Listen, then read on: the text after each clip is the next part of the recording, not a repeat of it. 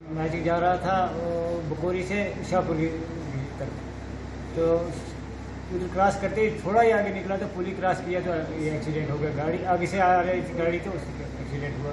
तो पूरी जो सवारी थी उसमें पूरा फ्रैक्चर ही है सब। कितने लोग इंजर्ड हो गए जी? जख्मी कितने हुए? जख्मी है सर, सब के सब जख्मी हैं। तकरीबन कितने लोग?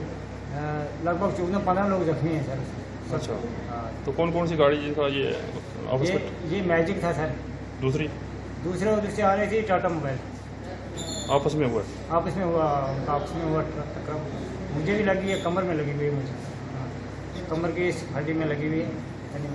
क्या नाम है आपका? मेरा नाम गुलाम है सर। मैं लड़कुची का रहने वाला हूँ।